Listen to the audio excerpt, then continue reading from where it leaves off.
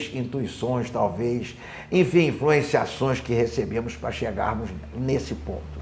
Coutinho, eu vou abrir perguntando a você uma coisa muito importante. Música, para você, intuições, talvez, enfim, influenciações que recebemos para chegarmos nesse ponto.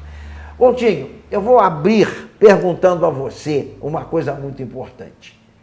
Música, para você, clássico, popular, o que você define, o que você gosta, ou você gosta de tudo? Olha, o Duke Ellington tem uma frase, aquele grande maestro compositor jazzístico, durante muitos anos, líder de bandas, composições extraordinárias, ele tinha uma frase que eu acho lapidar. Só existe dois tipos de música, a música boa e a música ruim. E é desse princípio que eu parto. Então você definiu em pouquíssimas palavras, parafraseando um dos grandes da música, realmente eu ainda não tinha analisado por esse caminho que você diz, porque uns falam em música clássica, outros falam em popular. Eu me lembro que a primeira vez que vi uma orquestra clássica, ao final me perguntaram o que você achou de um preparo físico incrível do maestro, porque como ele se movimentava. Mas realmente passei a aprender a música clássica, a admirar a música clássica, em que pese que eu sou um pouco mais voltado para o popular.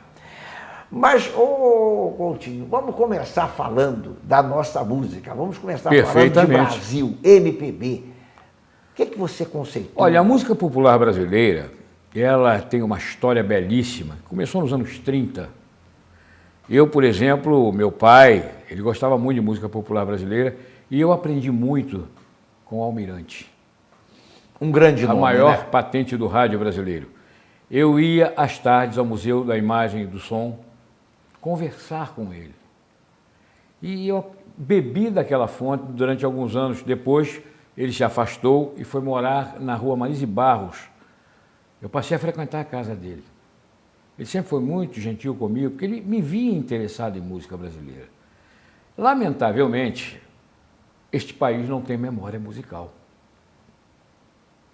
Olha, tem coisas maravilhosas do repertório de Noel Rosa, o próprio Almirante, aqueles grupos que nós tínhamos de maculelê e essas coisas todas. O jongo, por exemplo, que pouca gente conhece da música popular brasileira, importantíssimo, foi ressuscitado há pouco tempo atrás, ela já faleceu, pela Clementina de Jesus. Agora, outro grande nome, não? Outro grande nome, um pilar do jongo. Então, o que nós podemos fazer? Tentar resgatar tudo isso, envolvendo a música brasileira. Nós tivemos fases extraordinárias nos anos 50, 60, com o advento do jazz. Criou-se a bossa nova, os ranchos com músicas belíssimas, as escolas de samba já no seu esplendor, com sambas belíssimos. Isso aí você não tem acesso hoje praticamente, você tem que pesquisar e achar. São pouquíssimas as gravadoras que investem nesse filão extraordinário e cultural que é a música popular brasileira. São verdadeiras histórias que a gente vive no dia a dia. Eu tive essa oportunidade agora em Belém do Pará, muito interessante. Nós fizemos um passeio de navio, de barco, pela Baía do Guajará, e se apresentaram um casal de dançarinos e um baterista e um violonista tocando e cantando. Olha, eles passaram pela música popular do norte do país, e mais especialmente do Pará, até pelo carimbó, mas cada uma música linda e com um enredo e com uma profundidade para se ouvir. E nós, na música brasileira, temos muito isso, né? Nordeste, por exemplo. O Nordeste, a contribuição dele para a música brasileira, nós temos aí compositores do Nordeste extraordinários, incluindo um dos maiores deles, que é o Dorival Caymmi. Que é uma obra extraordinária. Pouco se sabe, pouco se lança. Ao passo que nos Estados Unidos, nós, por exemplo, do ramo do jazz, nós temos recebido DVDs, um resgate daquelas eras de 1920, 1925. Eu vi gravações do Louis Armstrong com 17 anos com a banda do King Oliver. Isso tudo foi resgatado. Bom, com o advento agora, diga-se de passagem que é muito interessante nós tocarmos nesse assunto, vai haver um resgate extraordinário, porque o novo Museu da Imagem e do Som, nós estivemos lá com o curador do museu, que é um jornalista, comentarista de música clássica, popular brasileira, o Zuckman. Como é o nome dele? Me deu um branco agora, mas eu já lembro. Mas o HD está muito cheio, às vezes tem que esvaziar um pouquinho. Pois é, tem que esvaziar um pouquinho. Hugo Zuckman. Hugo Zuckman. E o Hugo nos deixou extremamente ansiosos nessa ideia do Museu da Imagem e do Som. Eles vão ter uma série de boxes lá, onde você pode fazer consultas, depoimentos dos grandes nomes da música brasileira, e vai por aí. E surgem novos valores agora. Recentemente, eu fui convidado para ver uma orquestra de frevo. De frevo. Um amigo meu perguntou, você gosta de frevo? Eu digo, olha, eu como jazzista rotulo o frevo de o primo pobre do jazz. Ele disse, não vamos ao Canecão. Eu digo, vamos ao Canecão. Eu fiquei deslumbrado com aquilo. Eu nunca tinha visto nada similar. Em matéria de frevo, não. Então, eu acabei conversando com o chefe da banda, que leva o nome dele, Spock, e conversamos muito sobre o assunto. Eu digo, escuta, vocês já tentaram carreira internacional? Você sabe qual foi a resposta dele? Olha, eu passo aproximadamente 3 meses na minha casa, porque o resto eu vou aos festivais de jazz na Europa, nos Estados Unidos, etc. Não, nos Estados Unidos não tinha ido. Então, eles estavam se apresentando no Festival de Jazz em Marciac, esse ano, quando chamaram o Wynton Marsalis, um trompetista genial, foi o único músico que ganhou 2 prêmios Grammys no mesmo ano, o melhor disco de jazz e o melhor música clássica. A música clássica foi um concerto de trompete para trompete de Haydn. Aliás, ele é fantástico no trompete. Perdão, foi extraordinário. O Marsalis é uma coisa Marsalis divina. é um gênio. Então o Marsalis foi convidado lá em Marciac para ver esta banda chamada Spock Frevo. Sabe qual foi a resposta dele? Ele virou-se depois de ouvir, o que é isto? Eu nunca tinha ouvido nada similar na minha vida. Harmonias dificílimas, um naipe de sopros extraordinários. E ele atualmente é o presidente do Lincoln Center. Você sabe o que ele fez? Chamou o Spock e disse, olha, separa em outubro 2 datas para vocês. Fantástico. Eles se apresentaram agora, no dia 24 e 25 de outubro. Um sucesso. E esse vai ser uma das surpresas do nosso próximo programa. Vou apresentar o concerto na íntegra, porque nós fizemos um link com o teatro e recebemos o DVD. Fizemos uma série de modificações, mas eles foram aplaudidíssimos. E eu tenho certeza, isso daí é um resgate que nós temos que fazer. A música brasileira está parada. Ô Coutinho, um detalhe. A cultura brasileira precisa de uma evolução muito grande. Em todos os níveis, não é só o musical, não é só o educacional, nós precisamos de progredir, porque o americano ele tem um conceito muito grande em resgatar e mostrar tudo que ele tem. Exatamente. Tudo que ele tem de bom, de maravilhoso, porquanto nós temos, infelizmente, às vezes até, se não me engano, um dos grandes colunistas brasileiros, entrevistadores, diz que nós temos o complexo do vira-lata. Entende? Mas veja Nelson bem, Rodrigues. Mas veja bem, em matéria de vira-lata, eu tenho uma filha que é Royal Street Dog, ela não é vira-lata, minha querida Rani Teixeira. Entende? Não existe, com certeza, vaidade de pai, é lógico. Não existe cachorro nenhum ou cachorra nenhuma no mundo que tenha tanta qualidade quanto a Rani Teixeira para a nossa família. Exato. Então nós temos que perder isso porque nós temos gente maravilhosa, nós temos músicos, nós temos compositores fantásticos. Entende? Precisamos mostrar. Agora, a nossa memória é muito falha, né, o Coutinho? Isso... Lamentavelmente. E olha, na nossa opinião, o melhor músico do mundo é o brasileiro. Porque eles têm uma capacidade de se adaptar a qualquer ritmo. Por exemplo, o americano toca muito bem e tal, são músicos notáveis, chegam em bossa nova e eles fracassam. Verdade. A maioria dos músicos brasileiros que emigram para os Estados Unidos está tocando em grandes orquestras. O Cláudio Roditi, por exemplo, hoje em dia nós rotulamos o Cláudio Roditi como um dos 3 melhores trompetistas de jazz do mundo. Então, ele foi fazer a carreira dele. Luizinho Essa, estudou na Suíça, um compositor extraordinário. Todos eles estão esquecidos. Márcio Montarroios. Fantástico. Mas o Mauro Senise o parceiro dele, o Gilson Peranzeta, apresentaram agora um concerto de uma beleza extraordinária. Foi todo mundo no Espaço Tom Jobim. Agora, o problema é o seguinte, divulgação não existe. Se você apresentar boa música, o público comparece. Com certeza. Tem uma frase do Igor Stravinsky, grande compositor do século passado, que ele dizia o seguinte: o jazz é a música de câmara do século XX, do século XXI. E um outro, do Leonard Bernstein, aquele extraordinário regente de musicais da Broadway, regente também da Filarmônica de Nova York, disse assim: se você quiser encontrar um bom músico, procure-o em qualquer conjunto de jazz. É o caso do músico brasileiro. Se você quiser encontrar um bom músico para qualquer ritmo, procure-o em qualquer grupo brasileiro de música. Ô Coutinho, eu vejo um exemplo muito frisante, até de uma pessoa que eu gosto muito dele, tenho um carinho muito grande por ele, apesar de não ter grande proximidade com ele, que é o nosso saxofonista aqui da banda do nosso batalhão, o Siqueira. O Siqueira é um arranjador, é um músico solista no clarinete, no sax, muito bom.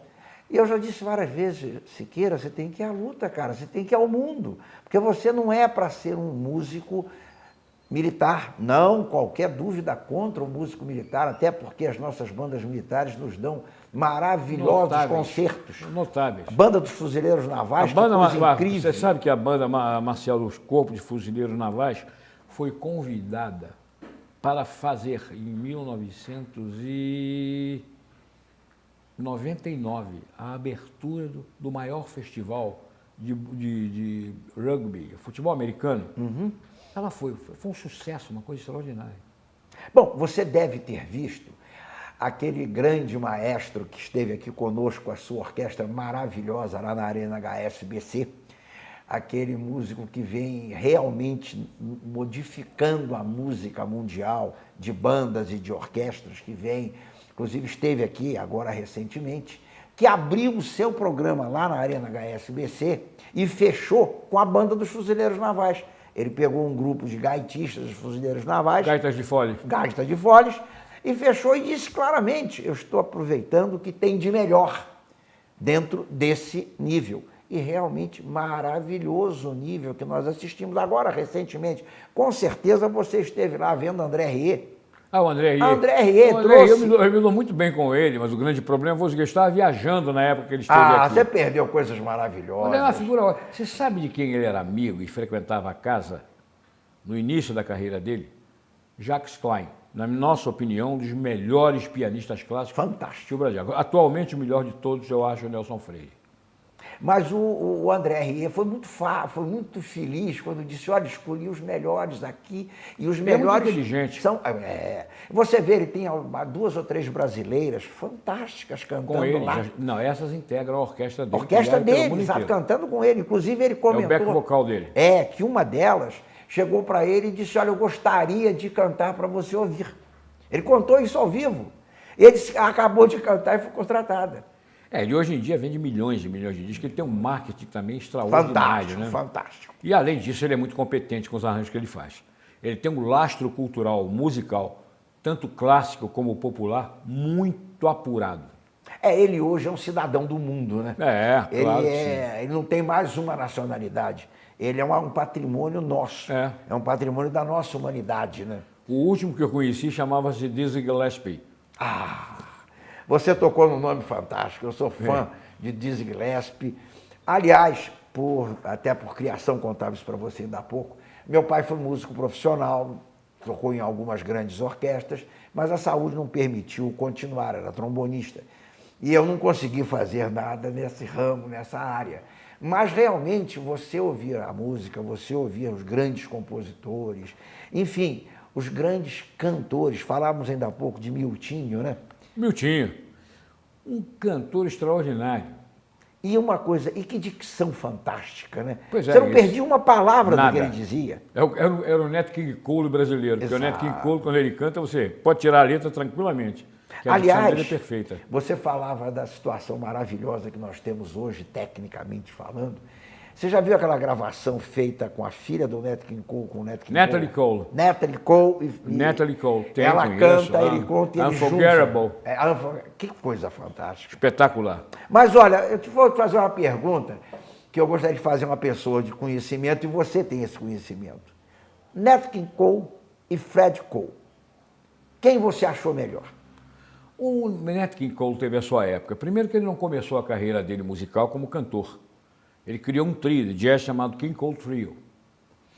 Depois que ele foi contratado pela Capitol, ele pediu para gravar discos cantando. Então a Capitol aceitou e ele catapultou a carreira dele para frente, inclusive gravando um disco espanhol espetacular, aquele disco dele.